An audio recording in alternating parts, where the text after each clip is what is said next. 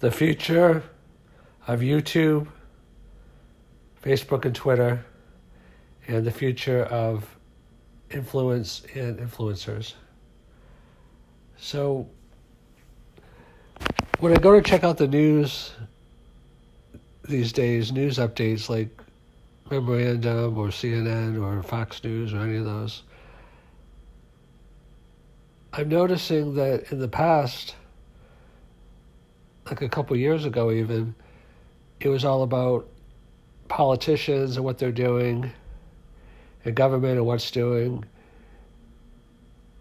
And it's still some of that, but increasingly, and even more than politicians and government, the news is talking about what Facebook is doing and what Twitter is doing and what YouTube is doing. These platforms, media platforms, some people think, are becoming more powerful than politicians and governments. Like with the recent storming of the Capitol, Facebook and Twitter finally took strong action and blocked the president. Less than 24 hours after being blocked, he conceded the election after months of not. I mean, there were other factors involved, I'm sure, perhaps also including that there were reports of a second impeachment, which is still something that some people are pursuing, and 25th Amendment, which doesn't look like it's probably going to happen, but still in play. I mean, it's too early to tell. But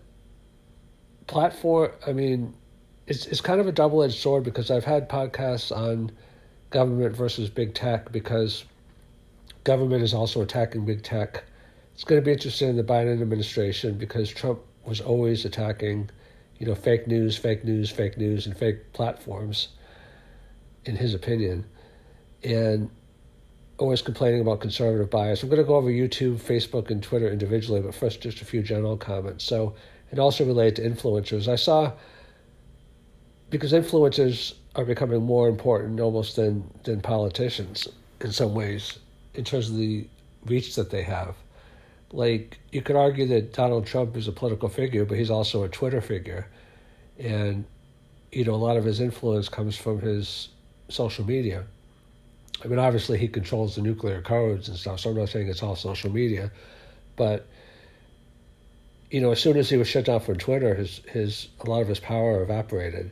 And that's very telling. I mean, that shows you that you can be president of the United States, but if you're blocked from Twitter, you're still in big trouble from a perspective of how you can communicate what you can do. I mean, obviously there's still a lot you can do, but there's a lot that you can't do. So, and it's interesting that Twitter is more powerful than the government communications office. Like the president can hold a news conference, obviously, but you're not going to hold a news conference every day. But Twitter is something that you can use every day. And in terms of influencers, I saw a video yesterday that said the top 10 video influencers, their salaries are just going like through the roof every year. It's up another 30% this year, over 30%, I think.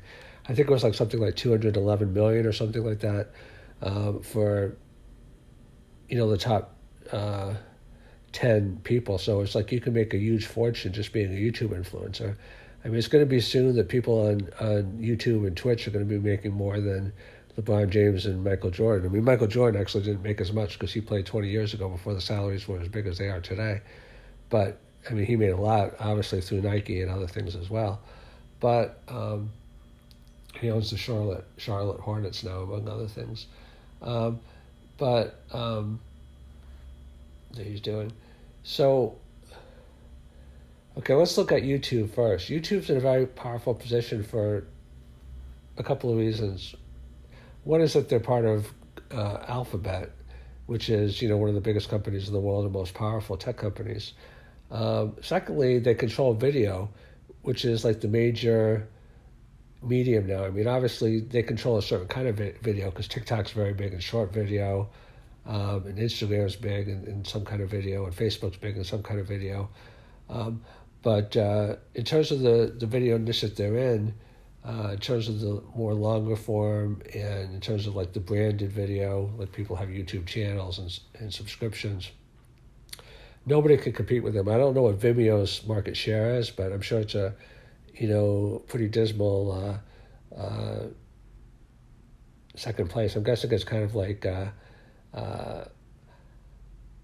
I'm guessing it's kind of like like Bing is to Google. Now, YouTube's doing most of the things right. They're doing a couple things I think they could do better.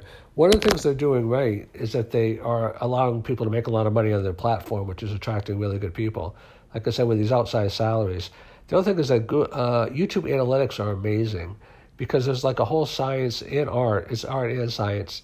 The level of, because Google is like a data company, and YouTube I think reflects that. Like the amount of precision. Like I think Facebook advertising is known for being very precise, but I'm not an expert in Facebook ads actually. But conceptually, I understand it I think fairly well because I've studied it a lot. But unless you're a practitioner, you don't really understand it fully, or more fully. But the precision in YouTube analytics is just phenomenal. I mean, it's I should do a whole video just on that because it's like just the amount of analysis that you could do would just blow your mind. So that's really good. And I think the fact that they have like a whole ecosystem, like they have so much traffic, they have so much views, and I think they're doing a pretty good job of like policing content. I think like they did a better job than Twitch. Like Twitch has angered a lot of their community, but YouTube hasn't done that. The one negative, probably shouldn't use the word negative, but I think the one area of improvement that I like to see for YouTube is kind of like not oversaturate ads. Like some videos now have ads like every couple minutes, and it's very annoying. I mean, I know YouTube has an ad-free version, but Scott Galloway, I think it is, and others say that like ads have got basically a tax on the poor, the people that can afford it or want to afford it, depending upon their mindset and station in life in terms of their income, don't pay an advertising tax. Like they just do all the ad-free services. And, but advertising is driving a lot of people away. I mean, it doesn't drive you away if you have monopoly. And I'm not saying YouTube is a monopoly because they do have competition, but they have large market share. Most people are not going to lose YouTube, but people might stop watching YouTube a little bit less if they overdo it because it inherits. Like the first rule of business and marketing is never insult your customer. And if your customer has a bad experience, they won't, like, if you want to watch a video but you're watching more ads than video, then you're going to get a little frustrated. So the second platform is Twitter, and Twitter is losing a lot of the conservatives, for what I hear or read, to Parler because it's like, I guess whatever, I mean, you'd have to ask them what the reasons are, but anyone that's left. But I don't know how much that's going to really, like Twitter actually took a hit to its stock when it banned Trump. But I think that, Twitter's in good shape. I mean, Scott Galloway has argued that they should fire Jack Dorsey because he's a part-time CEO. And I mean, Elon Musk is a part-time CEO, and Tesla's over $800 billion, so that's not an automatic disqualifier. But he says Jack is putting more attention into Square than Tesla. I don't know if that's true or not. But Twitter's doing okay, and I think they could be doing better. Like they could be doing more product innovation, and but Twitter is like, where it's happening. Like if you want to find out about news, if you want to have discourse now. And I think about Twitter is that there's too much, in my mind, like negativity. Like people, Twitter has to do a better job of policing, and Facebook too.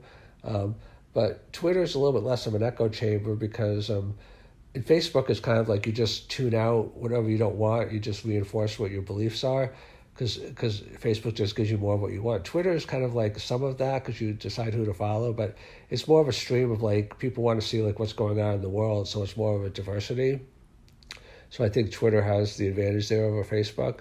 Now Facebook, is under incredible strain now because the government may decide to break them up. I mean, they've already been sued towards that end. I mean, the remedy hasn't been determined yet or established, but there could be some efforts to break to divest WhatsApp and Instagram. And there's some thoughts about what would result if that happened. Some people think it would actually unlock a lot of value. But Facebook has WhatsApp, they have Instagram, they have Oculus. I mean, Facebook, unless they get totally broken up, is in a pretty good diversified position because they have a lot of other properties, and Facebook is, so incredibly popular. But Facebook is kind of like the head of the storm in terms of like the bunch of the criticism just because of Cambridge Analytica and Facebook being weaponized in the 2016 election. And there's a long history of Mark Zuckerberg kind of like alienating people by insisting that there has to be free speech. And he kind of reversed himself quickly. And some people think he's just trying to appease the Biden administration, but he took a strong step you could debate whether it's a strong step or not, but some people think it's a strong step. Some people think it's a weak step and too little, too late. But of banning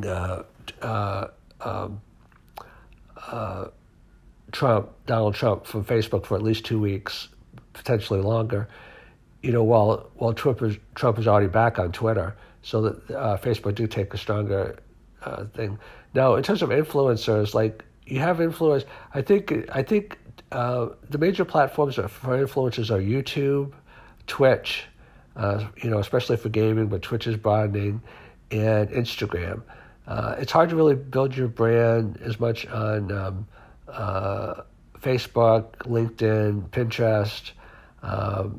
Twitter is like a semi-brand. People have brands on Twitter, but I think the best brands are YouTube, Twitch, and Instagram, especially for monetization. And I think that it's going to be interesting which platform you can wind up making the most money on, and also TikTok.